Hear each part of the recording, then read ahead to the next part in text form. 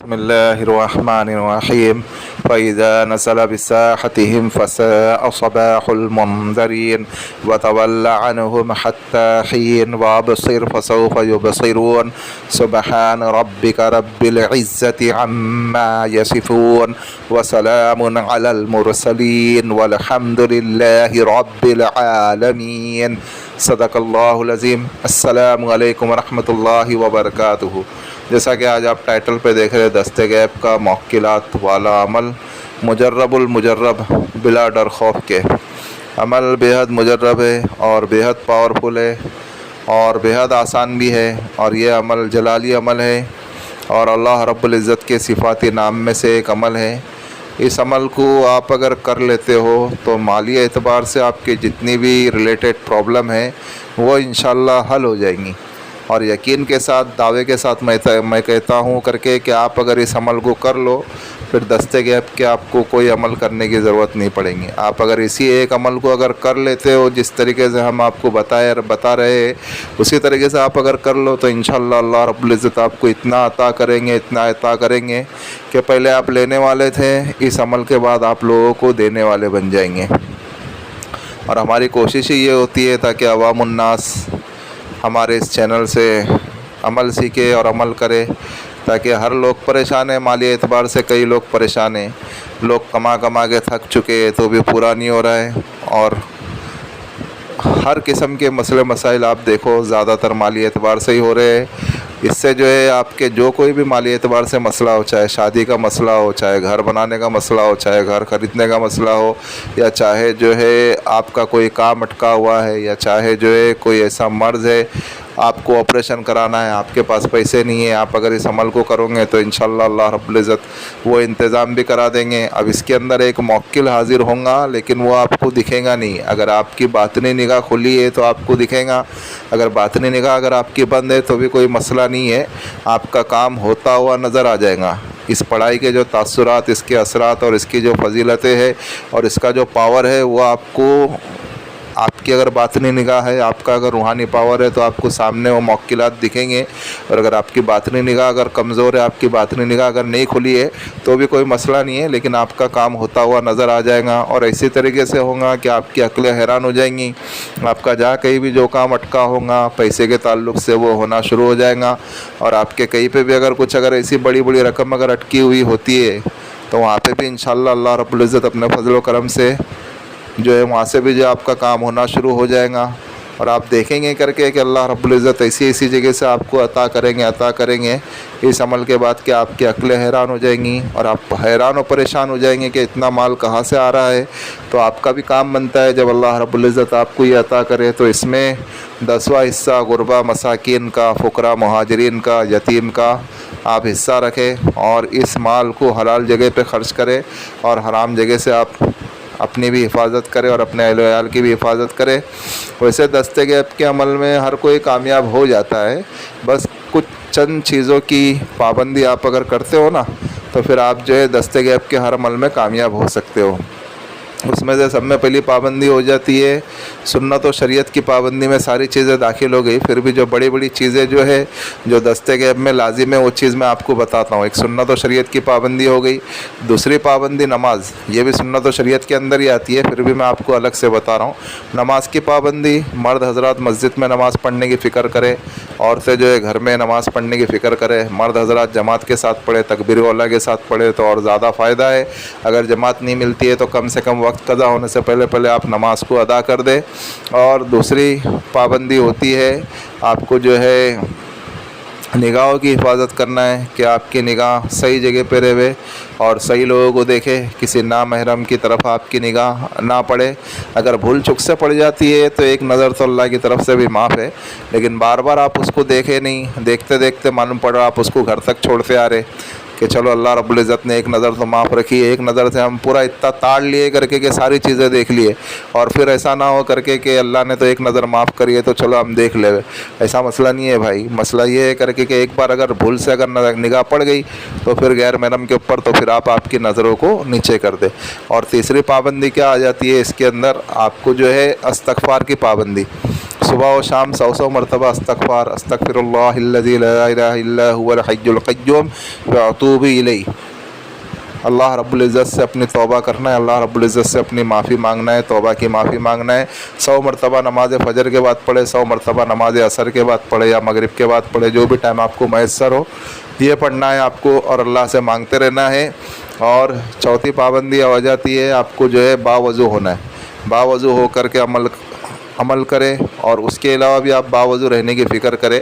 اور پانچویں پابندی ہو جاتی ہے آپ کو جو ہے خوشبو لگانا ہے، زیادہ سے زیادہ آپ خوشبو کا اہتمام کریں۔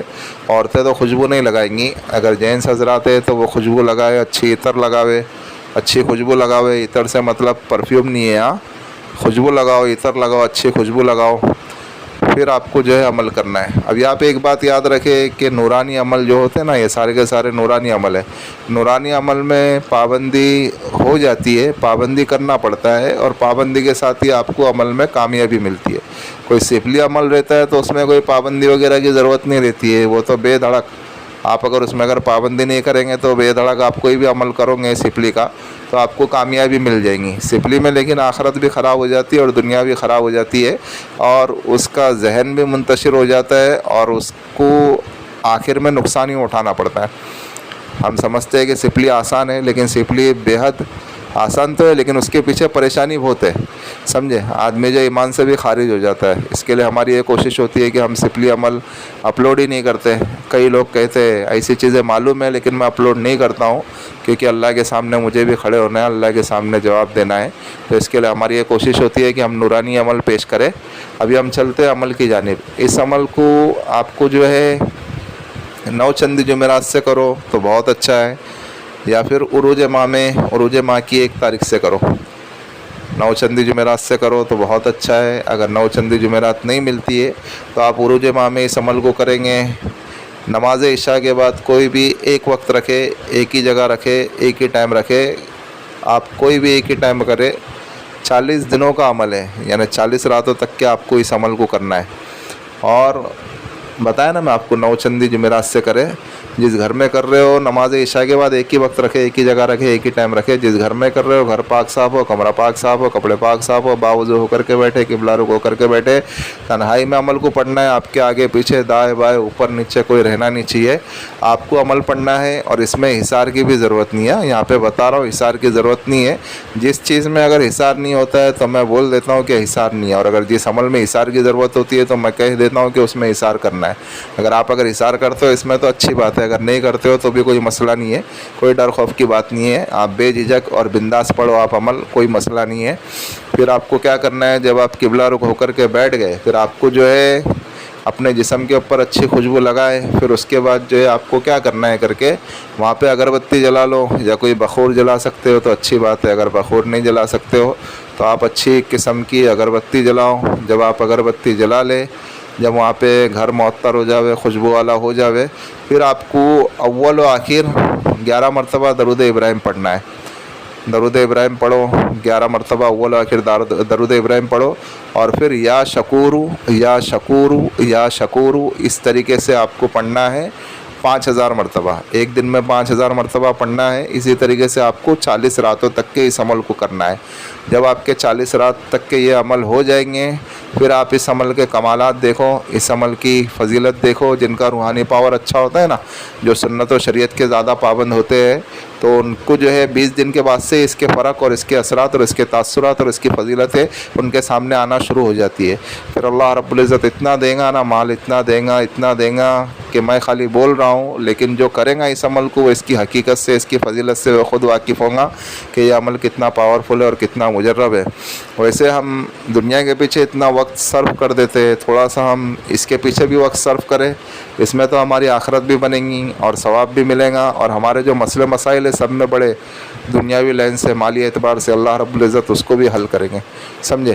آپ اس عمل کو کریں، اور پھر آپ اس کی فضیلت سے، آپ اس کی حقیقت سے آپ خود واقف ہوں گے، اور عمل کے دوران بھی اور عمل کے بعد بھی کوئی نماز آپ کی چھوٹنا نہیں چاہیے، اور سنت و شریعت کی پابندی کرتے ہوئے آپ عمل کریں. پھر آپ اس کے فوائد دیکھیں اور اس کی حقیقت دیکھیں، اس کی فضیلت دیکھیں، اللہ رب العزت آپ پر کھولیں گے. پھر جب آپ کا یہ عمل ہو گیا 40 دن تک کے، پھر 41ویں دن سے آپ کو روزانہ 100 مرتبہ پڑھنا ہے. یا شکور کو 100 مرتبہ پڑھو، اب آپ کی مرضی ہے. آپ جب 100 مرتبہ پڑھو گے 41ویں دن سے جب آپ 100 مرتبہ پڑھو گے، 40 دن تو آپ کو روزانہ 5-5 ہزار مرتبہ پڑھنا ہے. جب 40 دن کے جب آپ اس کے عامل بن گئے، پھر روزانہ آپ کو 100 مرتبہ آپ کے اوپر ڈیپینڈ ہے. آپ کوئی بھی ٹائم پہ پڑھ سکتے ہو، کوئی مسئلہ نہیں ہے.